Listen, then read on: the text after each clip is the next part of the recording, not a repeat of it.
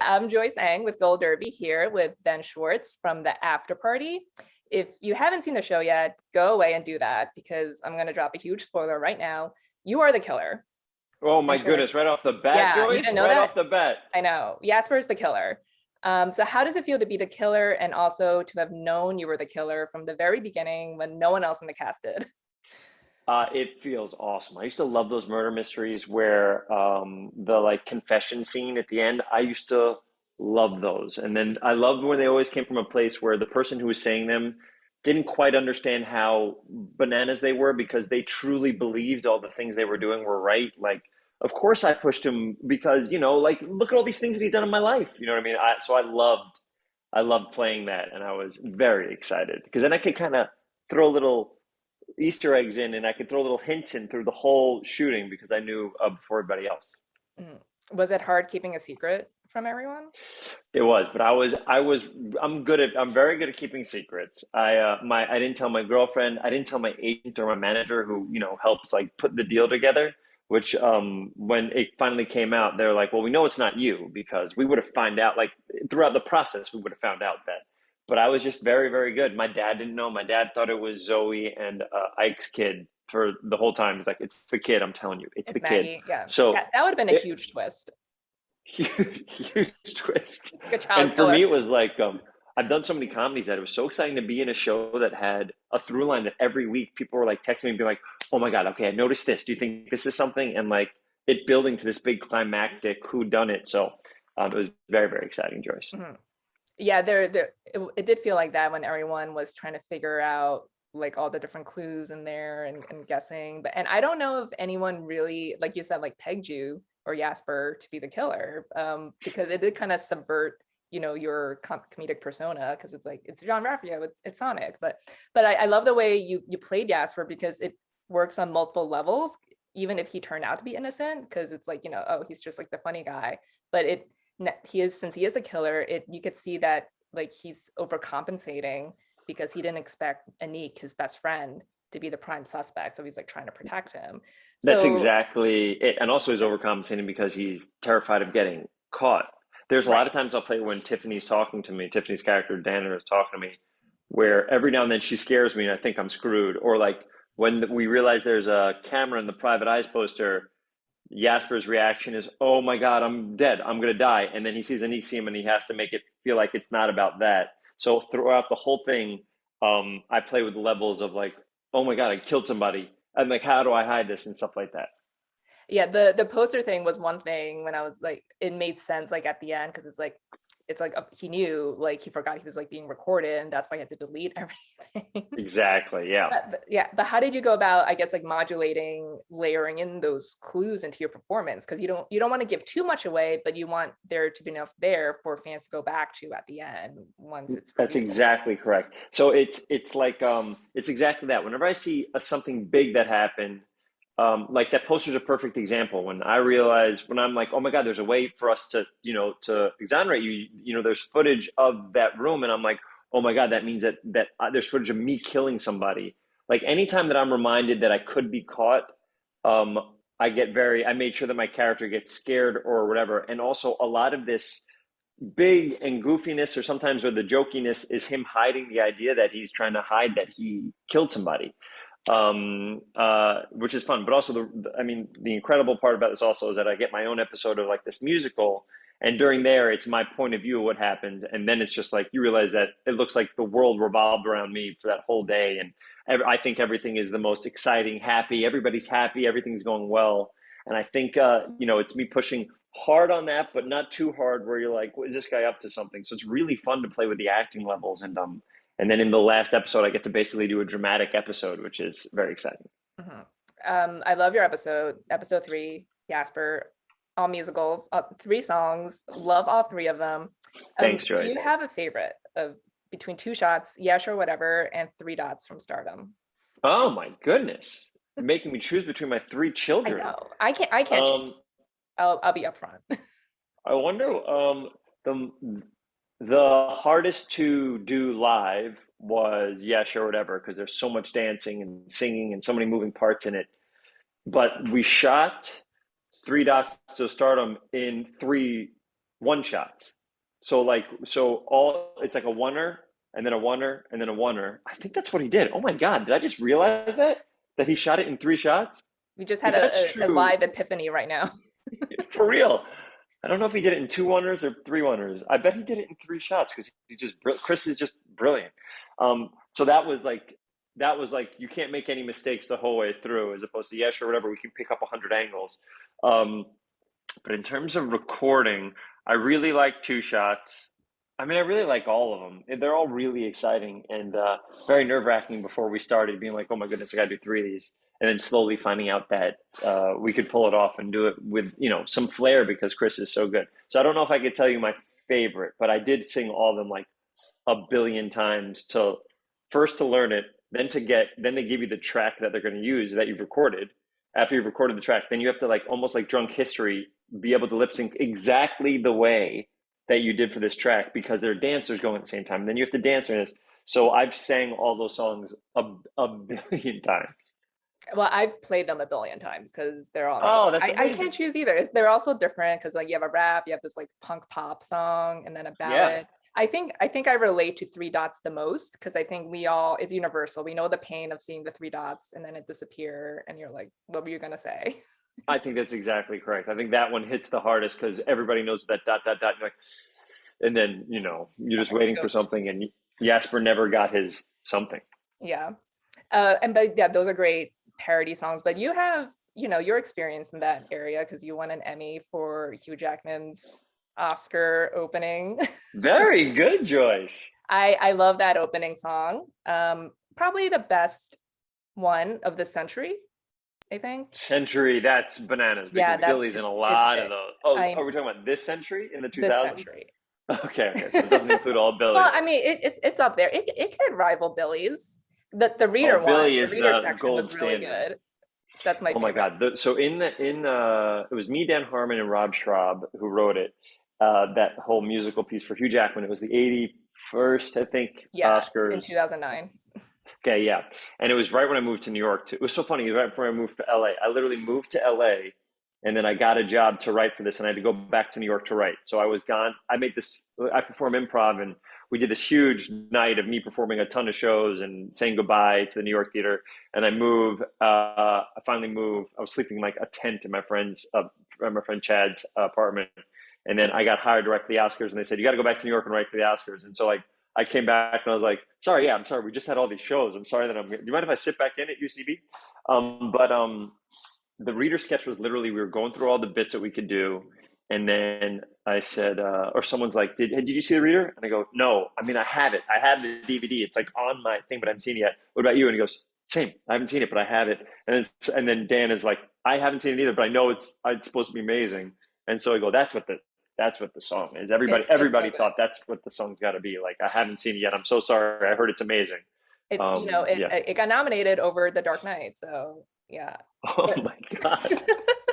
but the best part is like you can see like Hugh Jackman like break while he's performing it when he's like, I know I need to see the reader. And he's like He's laughing. incredible. He was so good in that. I remember we did this bit that was going to be him talking to, he was just talking to Christian Bale about something that we were thinking about doing. And I remember me, Dan, and Rob were watching Hugh Jackman talk to Christian Bale, and we're like, oh my God, Wolverine is talking to Batman right now in front of us. This is unbelievable.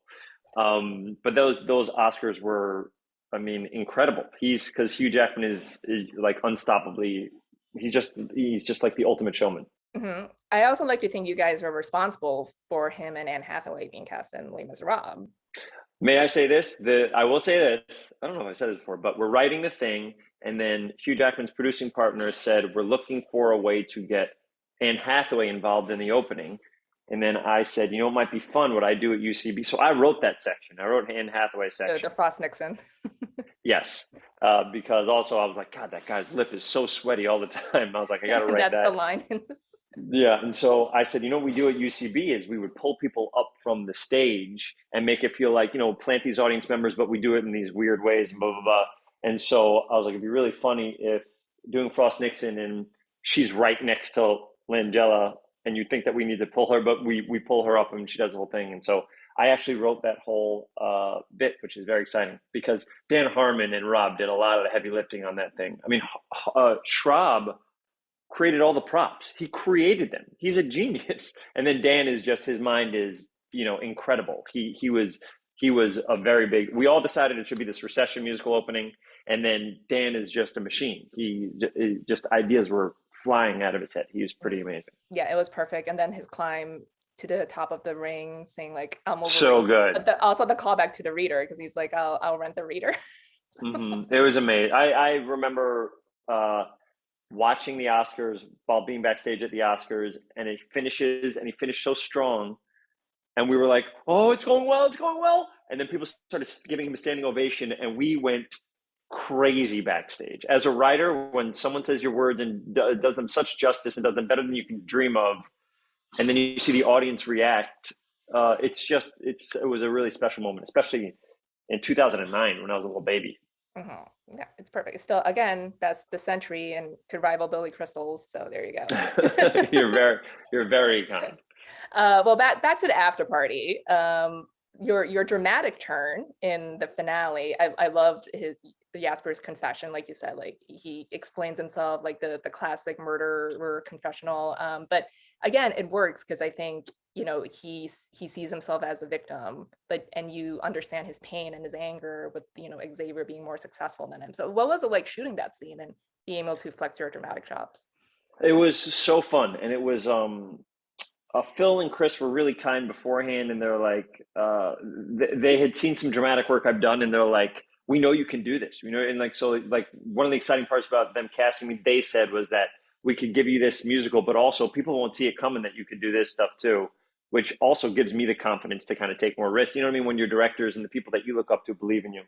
But it was awesome. When you're acting and stuff, you kind of, I do at least, like you'll have some scenes in your head that you like know exactly where they are on the schedule. Okay, so I know I got 12 more days left to do this, and 10 more days left to do these musical numbers or something like that. And so I always had in the back of my mind, like that one, I really wanted that to go well because I feel like if you can land that, then the series like feels, I want the audience to feel gratified that they found out it was him, and they found out why, and they found out, where his heart was coming from, where his drive was coming from. So we did a bunch of different takes where I would do it. I did a couple times crying. I did a couple times incredibly upset. I did a couple times yelling.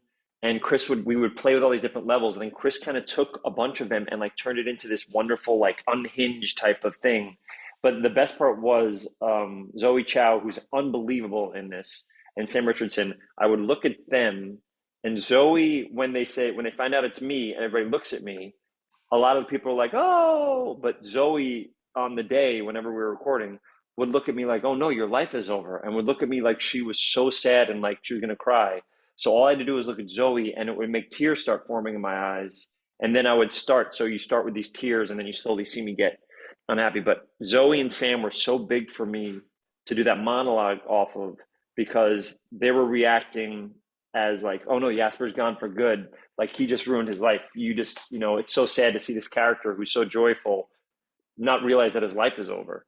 So it would be so fun to look at them and do that. It was a really fun day, and felt very supported by my actors, and also by Chris and Phil. So it was awesome. And also I'm just happy that like when people watch the show, they feel like what you said, they're like, I didn't see it coming, but then when it was happening, I was so like, I was into it, and I was like, oh, that makes me so happy. If we could play with all this musical stuff and make you laugh, and then we could play with this dramatic stuff and make you feel and kind of understand where his head was at, why he would do this insane thing. That was the goal. So it makes me very happy you felt that way. Yeah, for sure. And it also ends on a comedic note because he tries to run out, but he gets caught too. So it's like you still bring the comedy back in there. And yeah, like you Exactly. understand, like he's not like a murderer per se. Like I don't think he meant to kill Xavier. He was just angry. I think the thing that's scary about him is he has the capacity to kill somebody. Right. Sometimes I couldn't say it because there was like all these spoiler things, but someone's like, name all the differences between you and Yasper. And like before people knew he was the killer, I would say like, oh yeah, these are the differences. But in my back of my head, I was like, yeah, but also I can't kill somebody. I don't have the ability to like take a life. That's insane. I don't have the ability to push somebody. That is the idea that there are people that have thoughts that are very aggressive, but the person that could shut off the part of their brain that tells them you can't do this and do something He's like pushed to the terrible. edge to like, and then he Yeah. literally pushes someone over the edge. Yeah, exactly right. Um, I love your three songs, but when is the Scape Diem album coming out? Oh, I'm very happy you asked. It's coming out whenever on the anniversary of Real Big Fish reuniting is when it'll come out. It's so funny when it ended, and so there's a second season of this, and I'm not in it. But before I knew that in the show, and they're like, "Yeah, we're gonna do a second season." I was like, "All right, Chris, what do you think about this for an idea?" Okay, a murder happens somewhere. Tiffany or John Early come in, and they're like, "The only way we could solve this murder, or the only way to find a killer is to get inside the head of a killer." And then they bring me out like Hannibal Lecter on a little like thing, and they take off my mask and I start singing. And he laughed and he's like, "We of course are not going to do that." I go, "Of course not. It's so lovely doing the season with you. Thank you so much. Take care." But yeah, so it would. Who knows what more could have happened? And what is he doing in jail? What is Yasper doing in jail, Joyce? I think you can make a guest appearance in season 2 somehow. Like Anik and Zoe can visit you because they're Oh, part of the that'd be season. nice. Yeah, That would be very cool. like they could still fish your brain for get into the mind of a killer. Yeah, At or the maybe they very just miss least, you. Like yeah, I could call from jail, probably, right? exactly. Yeah, Yeah. just a phone call scene. It's very simple. So one thing I love, or I knew like Chris did, was like he hit clues in every episode, and one of the ones that blew my mind was the characters, like 4 of them, their names start with ABCD and then others start with WXYZ. So what a clue that you found out afterwards were you most like shocked by? Or Oh, so I didn't know any of the clues. So what he did is he put a puzzle in the background of every episode. So I mean, we've already said spoilers. I'll lay a couple out here so people can see what I'm talking about. But we had no idea when filming. There's only one that he told me during filming. He goes, "Oh, this is a puzzle." I go, "What?" But the first one is in the first scene, in the first episode, where Zoe and Anik are talking on the bleachers. In the background, there's a red light that's blinking. That's Morse code. And if you spell out the blinks, it tells you to erase one of the people. It says it's not, blank. And then there's other ones where it's different things, and the back of the tour shirt is one. And if you go on Reddit, they're all there. But to me, it was like it was exactly what I would want if I was watching this show and I found like, what is that? What is that red light? Is that something? And then figure out that's Morse code. So he's a genius, and he's having fun with the audience, and he knows, he knows like he's just so smart. Chris was so smart, and the way that he directed it is so incredible because he has to think of, not only is he juggling a murder storyline, he's juggling it from 8 different genres, 8 different lighting setups, and 8 different points of view. So my episode is how I see everybody, and then Anik's episode is how he thinks everybody's acting. So people are playing 8 different versions of themselves, and then I'm playing a killer, a killer on top of it. So it was all very exciting. And Chris is a genius. Phil and Chris are geniuses, and Chris did such an incredible job. I feel like all actors are only as good as the words and the direction they're given. So I just got lucky that he let me sing, dance, and kill. And he knew you could do all 3. So He had more faith in me than I think. I mean, I when I was in high school, I sang in a lot of different groups. I was in all kind of chorus and madrigals and all that stuff, and then I kind of stopped doing it. And then like have seen so much like Broadway and musical theater that I was like, well, I can't do that. I can't. I'm not Ben Platt. I'm not Leslie Odom Jr. But he I don't even know if he knew that I sang beforehand. He just assumed. And then after he he gave me the asked role, you he goes, afterwards, right? yeah. Yeah. He literally, after I got the role, I said yes to the role. He offered me the role. I said yes. And then he goes, and so we got to sing. You got to record these songs in a week or two. You can sing, right? And I go, yeah, a little bit. You didn't know? And he goes, I just assumed. I just assumed. And it was great. So he's the best. And when you have people like that believing in you, you can kind of do anything. Well, as my colleague Chris said, you have the voice of an angel. Oh, Chris, thank you. Yeah, so there you go. Yeah, Chris Rosen. Thank you. He said you have a voice of an angel. So there you go. He did Thank put you, a question Chris mark Rosen. after it, but it was just like, who knew? Not because he was unsure, but because Okay. it was Okay. so impressive. We hadn't heard. I'm gonna still take it. I'm gonna take that as an enormous compliment. Well, not to put you on the spot, but Do it. I can't wait. Oh my God, Joyce, you're the first person to ask. Do you have the correct spelling in front of you? And you'll tell me when I Yes, I mess up a do. letter? Oh my God, this is a great bit, Joyce. Okay, I D. I'll tell you if I talked to Samo, so I'll tell you afterwards how he did. There's no way that him and I could get this. D. D. I. Wait, can I write it down? Am I allowed to write it down? Sure. Right on your face. D. I. A. Oh, I'm not gonna be able to do it. D. I. A. R. Mm-hmm. D. I. A. R. H. E. A. Spell that all again. Okay, this means there's probably two R's in there. D I A. By the way, now there's a sheet of paper that has like stuff I have to write. I have notes for a thing I'm writing, and now underneath there's just diarrhea twice now. D I D I A R D I A. Wait, was that? This is incredible. See, this is my question. I know there's an H in there. So the question is it Diarrhea or is it Dirreah? I'm going to say D-I. Okay, this is my final answer. Okay. D-I-R. R. D-I-R. And another R. Okay. Am I wrong?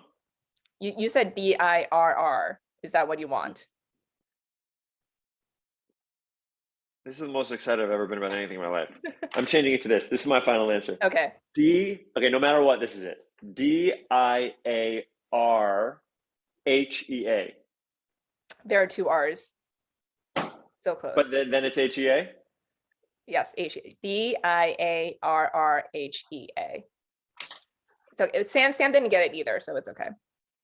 Man, I felt so confident and never really understood if I could do it. Now there's a sheet of shocked paper. that no one has asked you to spell it yet.